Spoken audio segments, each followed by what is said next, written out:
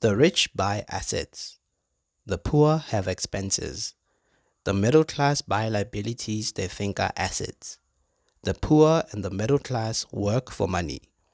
The rich have money work for them.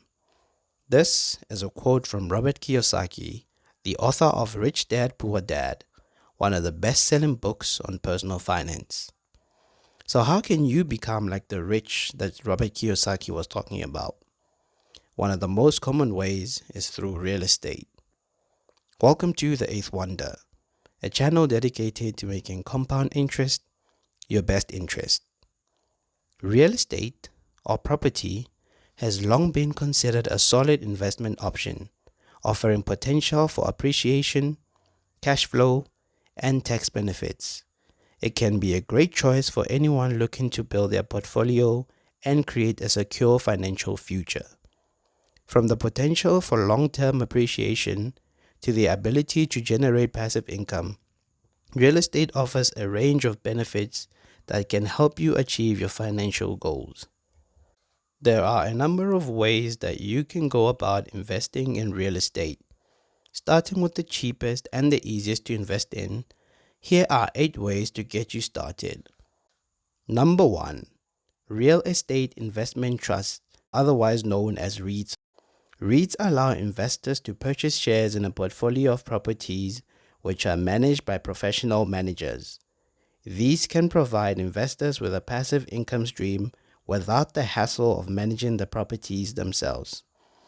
This makes it easy for investors to access a diverse range of real estate assets, including commercial, residential, and industrial properties. They are publicly traded, which means they are easily bought and sold on the stock market, providing liquidity for investors. This means that you can buy them through Easy Equities, an easy-to-use investment platform which you can sign up for by using the link in the description box below and getting a 50 Rand bonus which you can use to get you started. They often pay high dividends as they are required by law to pay out at least 90% of their income as dividends, thus providing a steady stream of income for the investor. Along with that, they are required to file regular financial statements to disclose all the information about their properties and operations, so they are transparent. One of the advantages of REITs is that they have a low capital requirement. Plus, they are easy to purchase, so most people can get started on their property investment journey by using REITs. Number 2. Crowdfunding. Real estate crowdfunding is a way for individuals to pool their money together to invest in real estate properties. It is typically done through an online platform that connects investors with real estate developers or companies looking to raise capital. Investors can invest a little money, and in return, they receive a share of their profits from the property. The returns can come in the form of rental income, appreciation, or a combination of both. The platform typically handles the management of the property and distribution of profits to investors. Crowdfunding platforms allow individuals to invest in real estate projects as part of a group, sharing the costs and profits. This can provide passive income with a lower initial investment and less involvement in the management of the property. If you would like to get started on this kind of investment, Easy Equities again is a good place to start.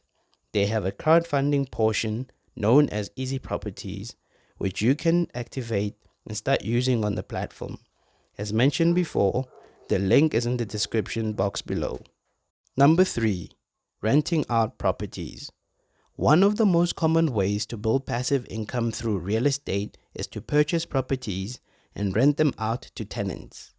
The rental income generated from these properties can provide a steady stream of passive income. This obviously means that you would first need to acquire a property in order for you to rent it out. The idea is that what you charge as rent will help offset the expenses associated with the property, such as mortgage, rates, taxes, and other expenses associated with owning property, and that you'll have some money left over as cash flow coming directly to you. Property is also known to appreciate in value over time. So as the value of the property increases, so does your investment. This increase can only be realized through selling or refinancing the property. There are a number of tax benefits that come with owning real estate, such as deductions for mortgage interest, property taxes, and certain expenses related to maintaining the property. One of the biggest advantages of investing in rental property is that it allows you to leverage other people's money, such as taking out a mortgage to purchase property that generates income. This means that unlike some other asset classes, you only need to have a certain percentage of the purchase price in order to buy the property.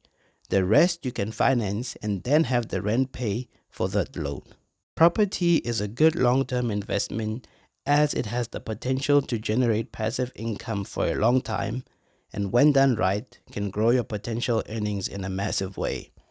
It is important to note that owning rental property also comes with certain responsibilities such as finding and vetting tenants, property maintenance, and dealing with any legal issues that may arise.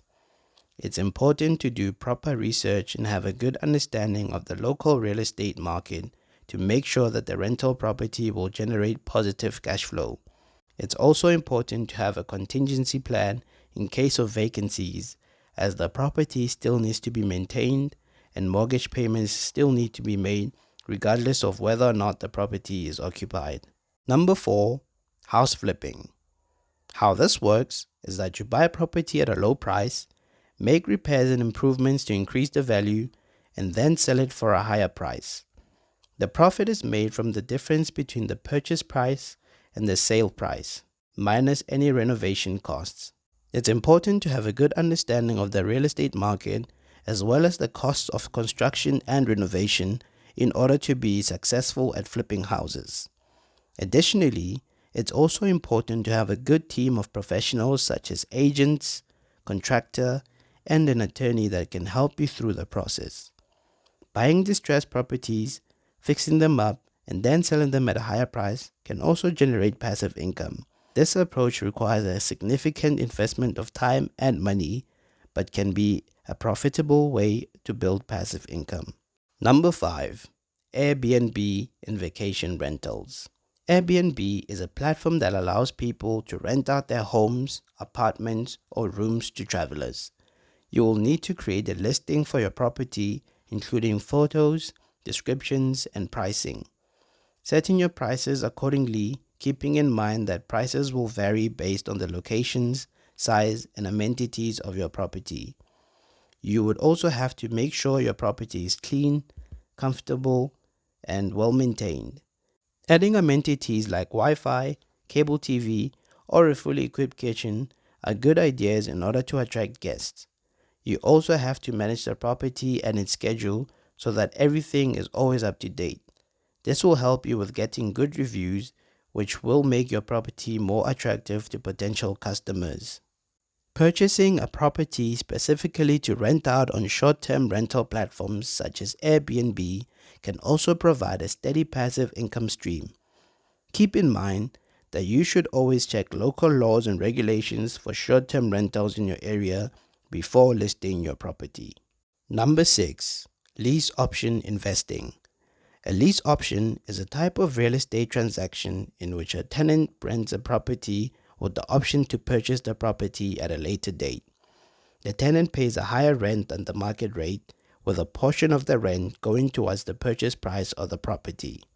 The tenant and the landlord agree on a purchase price for the property, which is typically higher than the current market value.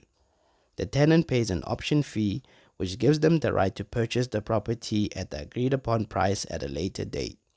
This fee is typically a percentage of the purchase price and is applied to the purchase if the tenant exercises the option to buy the property.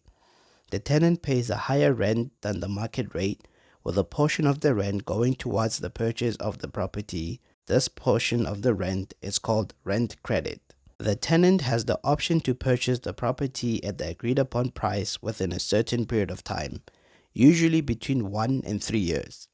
If the tenant decides to exercise the option to purchase the property, the option fee and rent credit are applied to the purchase price, reducing the amount the tenant needs to finance. If the tenant decides not to exercise the option to purchase the property, the option fee and rent credit are forfeited and the tenant must vacate the property. Lease options are a good way for tenants to get into a home they otherwise might not be able to afford, and for landlords to earn higher rent and potentially sell a property that might otherwise be difficult to sell. However, it's important to note that lease options can be complex and have legal financial implications. It's important to have a good understanding of the process and terms of the agreement, as well as the laws and regulations regarding lease options in your area. It's also important to consult with a professional, such as a real estate agent or attorney, before entering into a lease option agreement. Number 7. Property management. Property management is the process of overseeing and maintaining a property, typically on behalf of the owner or landlord. A property manager is responsible for the day-to-day operations of the property, including finding and screening tenants, collecting rent, making repairs and improvements, and ensuring compliance with local laws and regulations. The property owner hires a property management company or an individual property manager to take care of their property. The owner and the property manager will sign a management agreement that outlines the terms of the relationship, such as the responsibilities of the property manager, the management fee, and the length of the contract. The property manager will handle the marketing and advertising of the property, including listing on rental websites, showing it to potential tenants, and handling tenant inquiries. The property manager will screen potential tenants by checking their credit, income, and references. This process is meant to ensure that the tenant will be able to afford the rent and will be a good tenant. Once a tenant is found, the property manager will handle the lease signing, including collecting the security deposit and the first month's rent. The property manager will handle the ongoing management of the property, including collecting rent, coordinating repairs, and handling any tenant complaints. The property manager will also handle any legal issues that may arise, such as evictions or disputes with tenants. The property manager will also handle the financial aspects of the property, such as paying bills, preparing financial reports, and depositing rent into the owner's account. Property management can be a complex and time-consuming process. That's why it's important to make sure that you are a reputable property manager in order to attract a lot of business and make the most profit.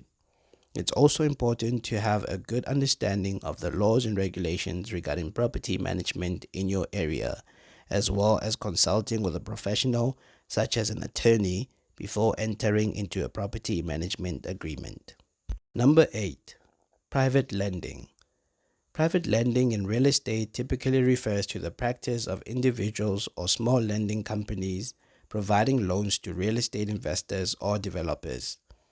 Rather than using traditional bank financing, the lender and the borrower come to an agreement on the terms of the loan, such as interest rate, length of the loan, and collateral. The collateral for the loan is usually the property itself, and in the event of default, the lender can foreclose on the property to recover their investment. The interest rates on private loans are generally higher than those of traditional bank loans, but they may be more flexible in terms of credit requirements and loan-to-value ratio. Private lending can be an attractive option for real estate investors or developers who are unable to secure traditional bank financing, or those who want to close on a deal quickly without the long approval process of a bank loan. It can also be an attractive option for private lenders as it is secured by real estate and the interest rates are often higher than those of other traditional investment options. This would require that you have a licensed lending company. A quick Google search will give you all the information you'll need in order to get started. It is worth mentioning that the capital entry point for this kind of investing will be high, but so are the returns.